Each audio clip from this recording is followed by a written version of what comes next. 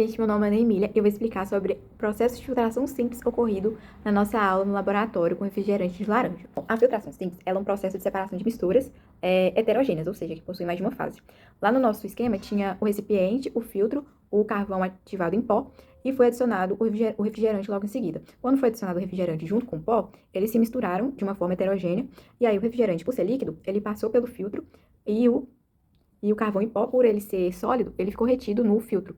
E aí, para explicar de uma forma mais simples, é como se fosse com um café. Só que, se levar em consideração a cor do café, porque ele modificaria, né, o produto ao final. O que não foi o caso do nosso experimento, porque no final, quando foi passado o refrigerante, ele ficou transparente.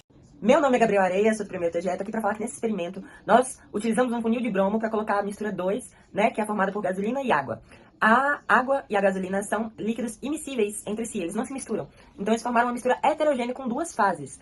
A água, quando ela teve contato com a gasolina, ela absorveu o álcool da gasolina. Então, na hora que a gente separou ela por meio da torneira do funil de bromo e colocamos ela no becker 1, né, com muito cuidado, a gente viu que a água ficou um pouco mais branca, né? Era pra água estar transparente, ela ficou um pouco menos transparente, branca, realmente por causa desse álcool, né? E aí, nós observamos também que a mistura foi separada por meio do processo da decantação do funil de bromo, porque eles são líquidos immiscíveis mesmo, eles não conseguem se misturar, água e gasolina. Então, nós separamos. No becker 1 ficou a água e no becker 2 ficou a gasolina. A água com o álcool da gasolina.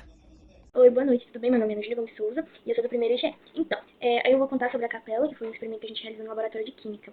Então, a água e a gasolina viram substâncias heterogêneas, com duas fases, quando colocadas juntas, que são substâncias imercíveis. Após isso, abrimos a torneira novamente e a água mais densa saiu primeiro. A menos densa, que a gasolina, saiu depois. Ou seja, a substância era mais densa, uma delas era mais densa e a outra era menos densa. E chamamos esse processo de decantação. E como eu já disse, foi realizado na capela. Uma capela química, também chamada de coifa de exaustão, é um equipamento de processo de proteção coletiva essencial em substâncias químicas perigosas. Seu principal objetivo é proteger os usuários de inalar gases, vapores, partículas ou aerosóis tóxicos e noviços durante a manipulação de produtos químicos. É isso. Oi, Lincoln, boa noite. Meu nome é Beatriz. O que podemos observar é o vinho sendo separado do álcool.